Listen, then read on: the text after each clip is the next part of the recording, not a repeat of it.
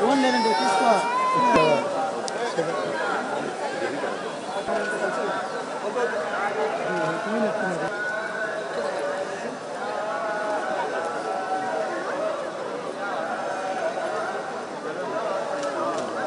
ఫోన్లో అంటే తీరా. ఓకే ఢిల్లీ మా కోపంలో ఉన్నాడు మేడం. ఢిల్లీలో మీరే నన్ను కొంచెం వెనక్కి రండి రా ఒక స్టెప్ తీస్తాను వచ్చేస్తాను.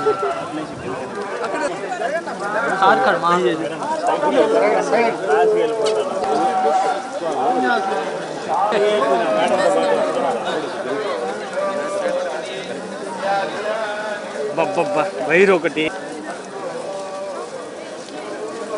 మేడం కొంచెం చూడండి మేడం.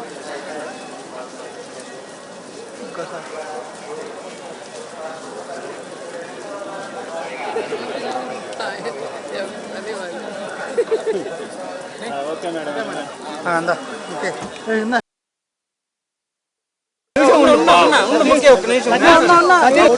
ఈ మేడం ఎవరు మేడం చూడండి madam. Madam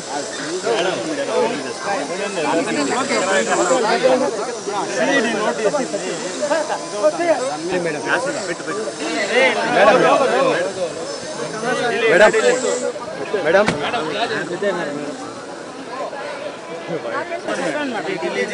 thank you madam. Thank you.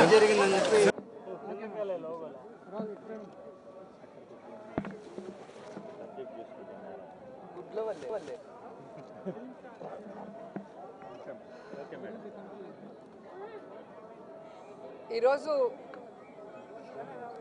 ఆంధ్రప్రదేశ్లో ఆడపిల్లలకి రక్షణ గురించి ఆలోచిస్తే చాలా బాధాకరంగా ఉంది. ఎందుకంటే ఎక్కడ చూసినా రేపులు, మర్డర్లు అండ్ ఆడపిల్లల కాలేజీ బాత్రూమ్స్లో హిడెన్ కెమెరాలు పెట్టి ఏ విధంగా పైశాచిక ఆనందం పొందుతున్నారో మనం చూస్తున్నాం. ఈరోజు నేరస్తులకి ఇంత ధైర్యం వచ్చింది అంటే దానికి ఈ ప్రభుత్వం సిగ్గుపడాలి. ఎందుకంటే గతంలో జగన్మోహన్ రెడ్డి గారి ప్రభుత్వంలో ఒక తప్పు జరగాలి అంటే ఎంత భయం ఉండేదో మీకు అందరికీ తెలుసు.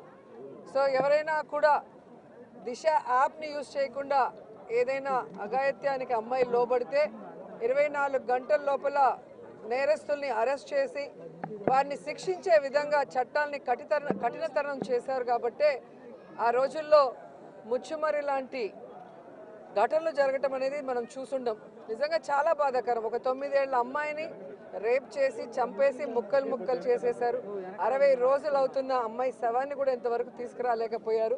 అసలు ఆ కుటుంబాన్ని పరామర్శించడానికి సీఎం గారు కానీ హోంమంత్రి గారు కానీ వెళ్ళలేదు అంటే కారణం ఏంటో నాకైతే అర్థం కాలేదు. ఎందుకంటే మదనపల్లిలో ఫైల్స్ దగ్ధమయ్యాయి అనగానే డీజీపీ గారిని స్పెషల్ ఫ్లైట్లో పంపించిన వాళ్ళు ఎందుకు ముచ్చుమరికి స్పెషల్ ఫ్లైట్లో డీజీపీ గారిని కానీ లేదా సంబంధిత మంత్రి గారిని ఎందుకు పంపించలేదు నాకు అర్థం కాలేదు. అలాగే నిన్న పేపర్లో చూశాను, గుడ్లవల్లేరు కాలేజీలో బాత్రూమ్స్లో హిడెన్ కెమెరాలు పెట్టారని పిల్లలు వచ్చి ఆడపిల్లలు చెప్తే అసలు అక్కడ ఏం జరగలేదని ఎస్పీ గారు చెప్పడం చాలా దురదృష్టకరం. ఈరోజు 300 మంది పిల్లలు ఈరోజు న్యాయం కావాలంటూ ధర్నా చేస్తుంటే ఇప్పుడు విచారణ చేస్తామని దిగిరావటం అనేది మేమంతా కూడా గమనించాల్సిన విషయం. అలాగే ఈ ప్రభుత్వం వచ్చిన తర్వాత మీరు చూస్తే ర్యాగింగ్ భూతం ఎలా ఎక్కువైందో మనం కళ్ళారా చూస్తున్నాం. నారాయణ కాలేజీలో మెడికల్ విద్యార్థినిని ర్యాగింగ్ చేసి చంపేశారు. అలాగే కలికిరిలో జేఎన్టీయూలో విద్యార్థి ర్యాగింగ్ చేయడం వల్ల ఎలా ఆత్మహత్య చేసుకుందో గమనించాం. అంటే గత 5 సంవత్సరాలు లేని ర్యాగింగ్ భూతం మళ్ళీ ఈ ప్రభుత్వం వచ్చాక ఎలా పిల్లల ప్రాణాలు తీస్తుందో మనం గమనించాల్సిన విషయం.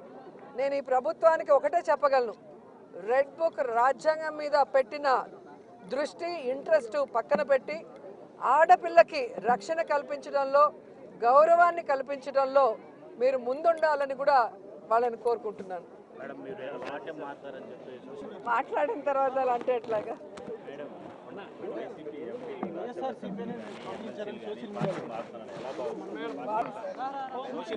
అడగాలి. ఇది ఈరోజు కాదు, గతంలో కూడా జగన్మోహన్ రెడ్డి గారి ప్రభుత్వం అపోజిషన్లో ఉన్నప్పుడు 2014 to 19 కూడా ఇలాగ చాలా మంది మారారు.